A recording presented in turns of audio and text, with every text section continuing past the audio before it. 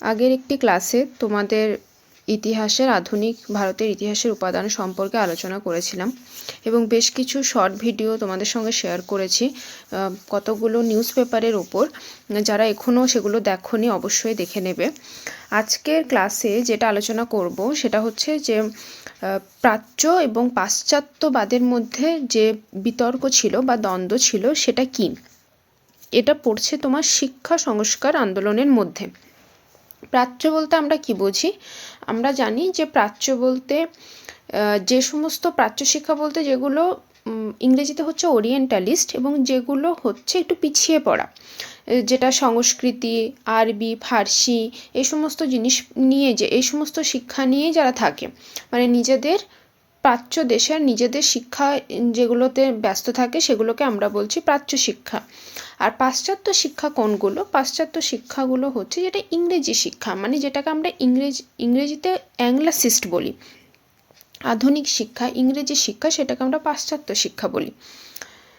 তাহলে যখন ভারতবর্ষে ব্রিটিশ কোম্পানি আসেনি তখন কিন্তু শিক্ষা ব্যবস্থা ভারতবর্ষের খুব খারাপ ছিল।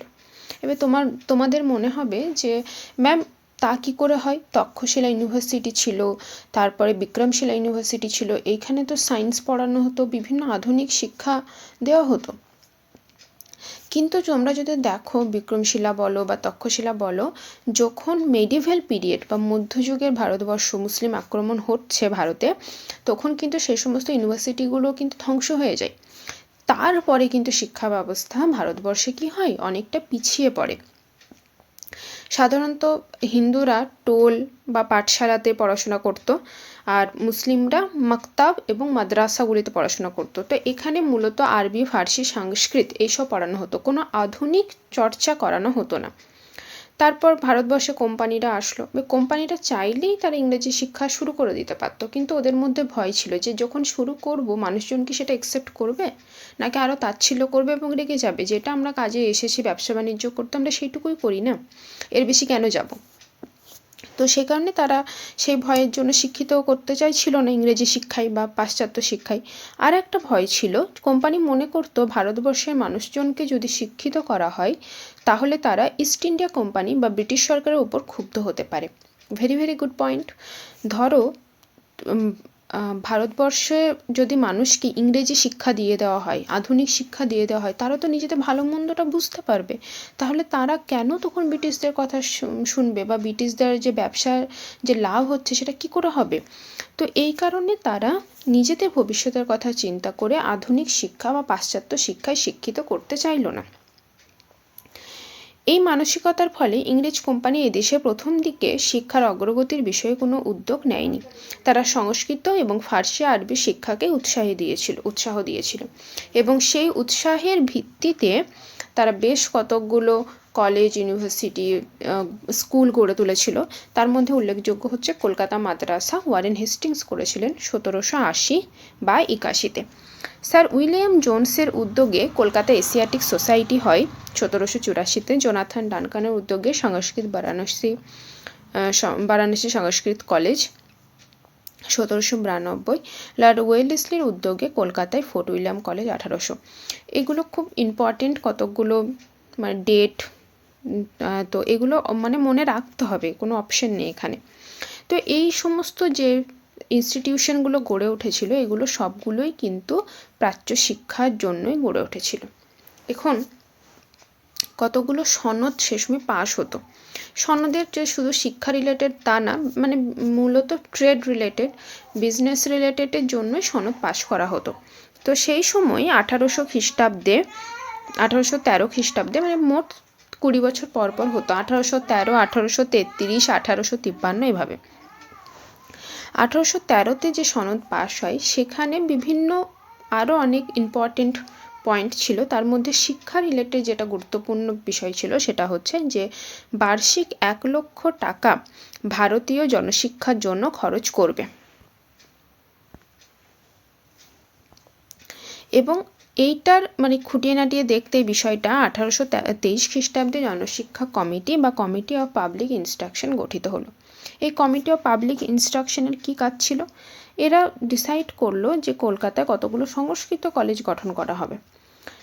রাজা রামমোহন রায় এর বিরোধিতা করলেন যে না, কোনো রকম সংস্কৃত কলেজ হবে না, এবং তার উদ্দেশ্যে তিনি বড়লাট, সেই সময়কার যে ভাইসরয় ছিলেন লর্ড আমহার্স্ট, তাকে চিঠি লিখলেন।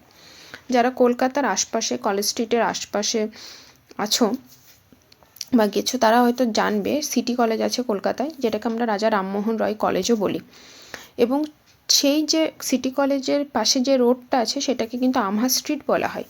তাহলে মানে বোঝাই যাচ্ছে যে রাজা রামমোহন রায়ের সময় ভাইসরয় কী ছিলেন, তৎকালীন ভাইসরয় বড়লাট লর্ড আমহার্স্ট ছিলেন। তাকে চিঠি লেখা হলো এবং তিনি মানে আবেদন করলেন যে ভারতে পাশ্চাত্য শিক্ষার প্রতি বেশি গুরুত্ব দেওয়া হোক তথা ইংরেজি শিক্ষার প্রতি গুরুত্ব দেওয়া হোক। এভাবে দুটি দলে ভাগ হয়ে গেল, একটা ওরিয়েন্টালিস্ট বা প্রাচ্যবাদী, একটা হচ্ছে পাশ্চাত্যবাদী বা অ্যাংলাসিস্ট।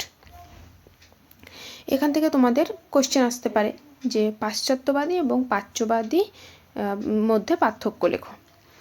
পাশ্চাত্যবাদীরা সংস্কৃত শিক্ষাকে গুরুত্ব দিচ্ছিলেন এবং পাশ্চাত্যবাদীরা ইংরেজি শিক্ষাকে বা পশ্চিমী শিক্ষাকে গুরুত্ব দিচ্ছিলেন। প্রাচ্যবাদীদের মধ্যে অন্যতম ছিলেন এইচ.টি. Prinsep, Colebrooke, Wilson. অন্যদিকে পাশ্চাত্যবাদীর সমর্থনে ছিলেন কি Thomas Babington, Macaulay, Alexander Duff, Sanders, Colvile, Bird, Trevelyan প্রমুখ। আমি 3টে করে এখানে নাম দিয়েছি তোমাদের মনে রাখার সুবিধার্থে। এখন যেটা বললাম যে প্রাচ্যবাদী বনাম পাশ্চাত্যবাদী, সেটা আসলে কীরকম লিখবে? একটা লিখতে পারো যে প্রাচ্যবাদীকে আমরা ইংরেজিতে ওরিয়েন্টালিস্ট বলি এবং পাশ্চাত্যবাদীকে অ্যাংলাসিস্ট বলি।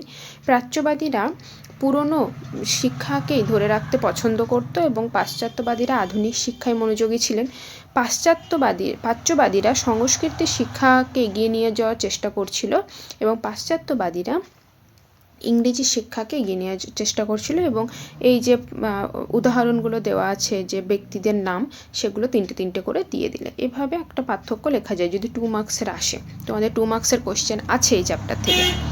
এখন আমরা যে নামটা পড়লাম টমাস ব্যাবিংটন মেকলে, ইনি কে ছিলেন, ইনি কী তত্ত্ব দিয়েছিলেন সেটা একটু দেখব। টমাস ব্যাবিংটন মেকলে ছিলেন লর্ড বেন্টিংয়ের আইন সচিব। তাহলে লর্ড উইলিয়াম বেন্টিং, তার আইন সচিব কে ছিলেন? Thomas Babington Macaulay. তিনি জনশিক্ষা কমিটির সভাপতিও ছিলেন। যেটা পড়লাম যে 1823 খ্রিস্টাব্দে জনশিক্ষা কমিটি গঠন হয়েছিল, তার সভাপতি কে ছিলেন? এই মেকলে।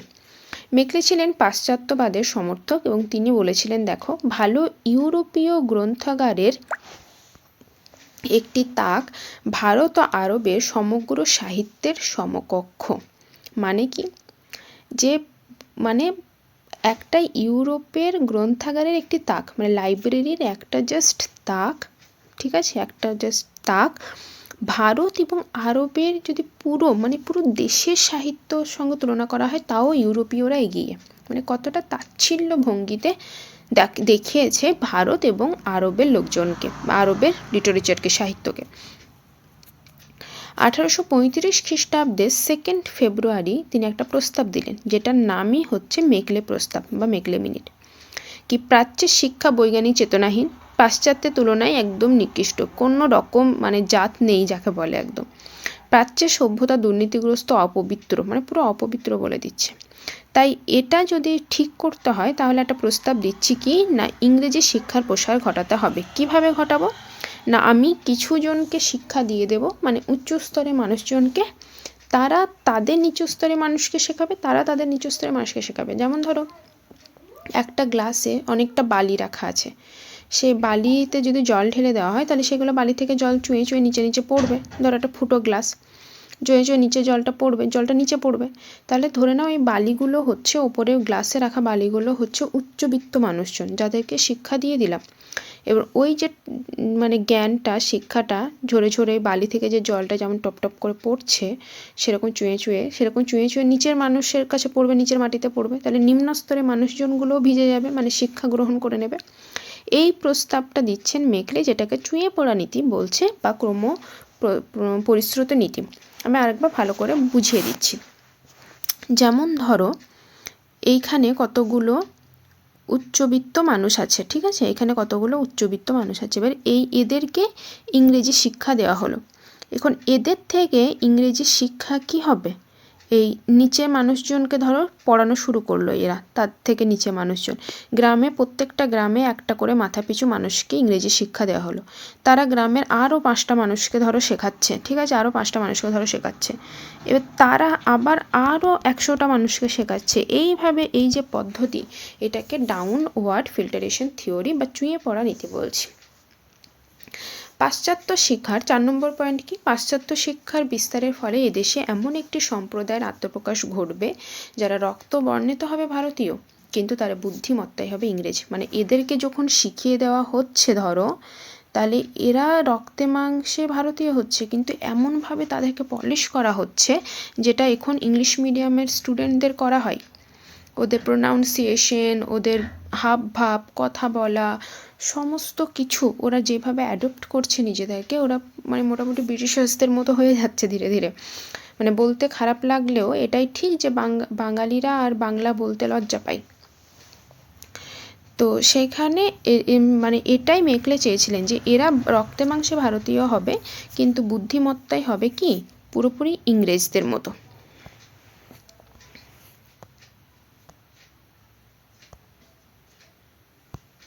কি হলো ব্যাপারটা?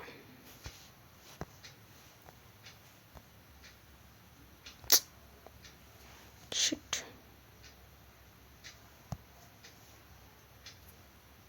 এক সেকেন্ড। তো এইভাবে কি করলেন বেন্টিং 1835 খ্রিস্টাব্দে ইংরেজি শিক্ষা প্রসারকে একটা সরকারি নীতি হিসাবে ঘোষণা করলেন। ধীরে ধীরে প্রাচ্য ও পাশ্চাত্য শিক্ষাবাদের দ্বন্দ্বে শেষ পর্যন্ত পাশ্চাত্যবাদী জয়ী হন, কিন্তু অবশ্যই 1839 খ্রিস্টাব্দে অকল্যান্ড মিনিটের মাধ্যমে সরকার প্রাচ্য ও পাশ্চাত্য দ্বন্দ্বের অবসান ঘটিয়ে প্রাচ্য শিক্ষাকে অবশ্যই মানে জায়গা একটা দেন, এবং তাতেও প্রাচ্য শিক্ষাকেও একটা অর্থ ব্যয়, মানে বলা হয় যে 1839 অকল্যান্ড মিনিটে যে না প্রাচ্য শিক্ষাকে একটু গুরুত্ব দিতে হবে, শুধু যে ইংরেজি শিক্ষা বললেও তো হবে না। তো সে কারণে তারা একটা এরকম ফান্ড তৈরি করে, টাকা, যে কিছুটা অর্থ প্রাচ্য শিক্ষাকেও দেওয়া হবে। তাহলে এটা হচ্ছে প্রাচ্য বনাম পাশ্চাত্য শিক্ষা। নেক্সট আরও সমাজ সংস্কার আন্দোলন এবং শিক্ষা সংস্কার আন্দোলন নিয়ে ভিডিও আসবে।